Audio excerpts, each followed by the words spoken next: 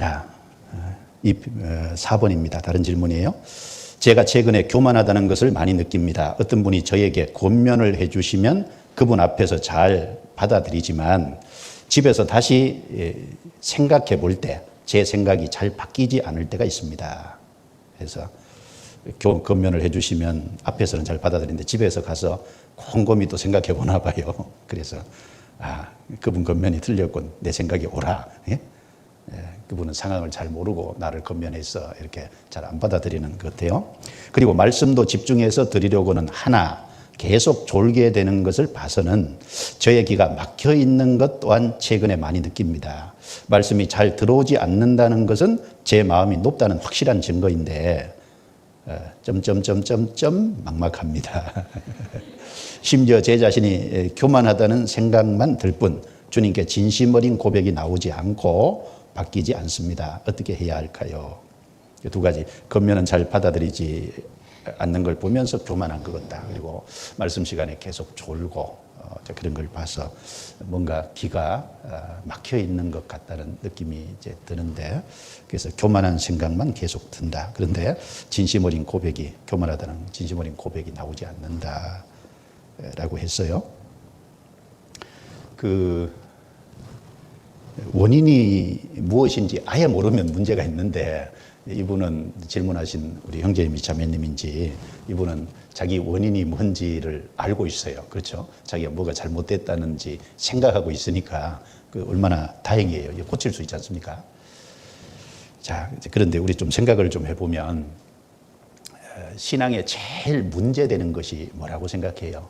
신앙의 제일 이제 위기라고 하는 것이요, 마음이 무뎌지는 거예요.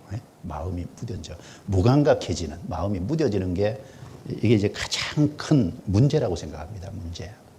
마음이 둔해지는 게 문제잖아요. 이게 마음이 둔해져서 그런 거예요. 쉽게 말하면.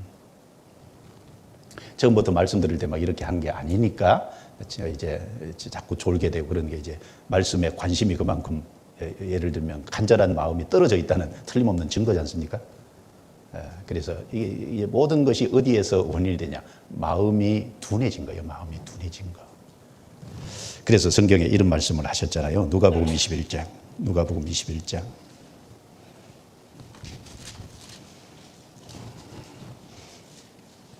21장 34절부터요.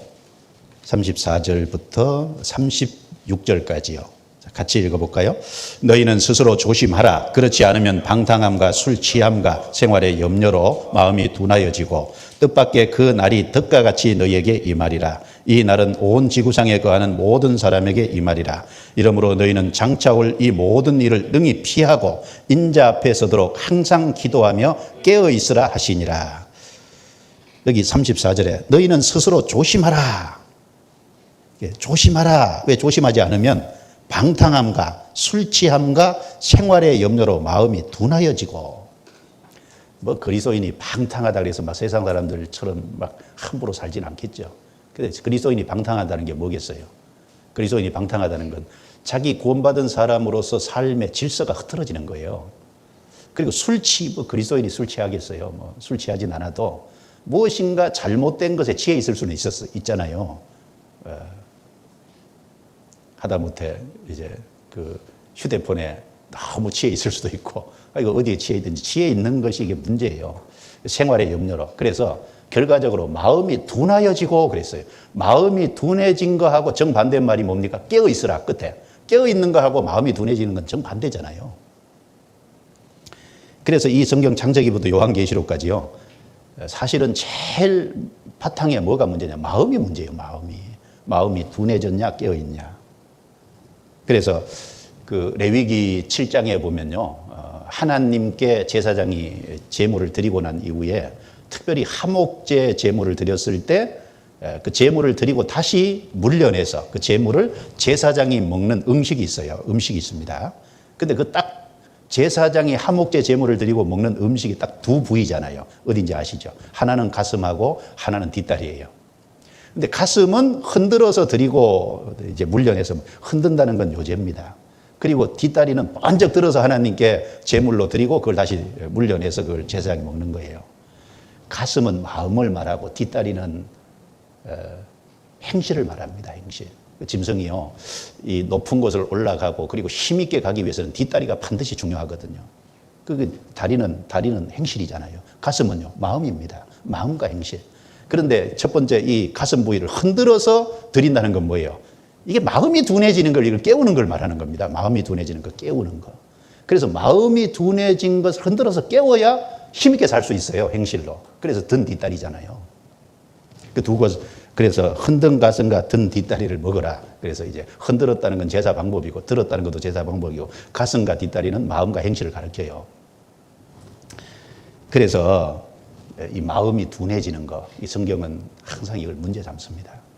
그 성경에 사무엘하 6장 우사 얘기 잘 아시잖아요. 물론 수레에 벗개를 싣고 들어가는 것이 잘못이죠. 그 수레에 벗개를 싣고 들어갈 때 소가 앞에서 끌었는데 소가 펄쩍 뛰니까요, 이 수레가 덜컹하니까 벗개가 넘어지려고 그랬잖아요. 아무도 벗개 주변에 얼씬도 안 하는데 두려워하고. 그런데 우사는 자기 집에 벗개가 어릴 적부터 있었으니까요, 어릴 적에는 경외심을 가지고 봤을 건데, 시간 지나가면서 아무 일도 없으니까 하나의 개짝처럼 마음이 둔해진 거잖아요. 쫙 넘어지니까 탁 붙잡았어요. 하나님은 사실은 자기 스스로 보호하십니다. 아무에게도 도움을 받지 않으세요. 근데 그 벗개를 만지지 말라고 명확하게 명령되어 있음에도 불구하고 만지는 것은요, 그만큼 마음에 둔해졌다는 거예요. 하나님이 치시니까 그 자리에 죽었잖아요. 그러니까 이 마음이 둔해진 건 어떻게 하면 좋겠어요? 마음이 둔해진 건 다시 십자가로 나아가면 돼요. 성경 창세기 35장에 엘베델이잖아요. 엘베델 아닙니까? 베델에서 하나님을 처음 만났잖아요. 에서가 죽이려고 하니까 도망가면서 그 베델에서 하나님이 나타나서 약속해 줬고, 그리고 야곱도 하나님이 자기를 무사히 돌아오게 하면은 이 베델에 와서 이곳이 하나님의 전이다, 이곳에서 하나님이 섬길 거라고 약속해 놓고, 그 삼촌 라반의 집에 20년 있다가 돌아와서 에서하고 화해하게끔 하나님 극적으로 도와주셨는데, 세겜 땅에는 왜 거하냐고, 베델로 가야죠. 그렇죠? 거기 있다가 문제가 생겼잖아요. 그럼 다시 베델로 올라가라 그랬어요. 베델로. 그래서 이제 마음이 둔해질 때는요, 처음 하나님 앞에 내가 구원받았을 때, 내가 어떤 상황에서 구원받았는지, 하나님이 내게 어떤 은혜를 베풀어 주셨는지, 그걸 좀 깊이 생각할 수 있는 시간을 가져야 돼요. 그렇지 않습니까? 그리고 여기 이제 본인이 교만하다는 게 진심 어린 고백이 안 나온다 그랬는데, 신앙생활을 잘해도 교만한 게 있어요. 그렇죠? 그런데 하물며 인간인데 교만한 것이 없겠습니까? 교만한 것을 주님 앞에 자기를 인정하는 게 뭐가 그리 어려워요. 어차피 우리는 교만한 모습이 있는데 그걸 하나님 앞에 인정하고 하나님 고쳐달라고 하나님께 나아가야 될 거예요. 그렇지 않습니까? 사실은 자기가 겸손하다는 사람이 더 문제예요. 그렇죠? 그래서 이제 이 마음이 무뎌져서 그런 것 같은데, 하여간 엘베델 그 말씀처럼요, 처음 주님을 만났던 그 자리로 다시 나아가고, 구원의 은혜가 얼마나 크고 소중한지를 깊이 생각할 수 있는 시간을 좀 가지고, 그러면 나의 연약함과 주님이 크신 은혜가 더 분명해질 때요, 마음이 좀 낮아지고 겸손해질 수 있을 겁니다. 자, 고린도후서 10장 찾아보죠. 고린도후서 10장.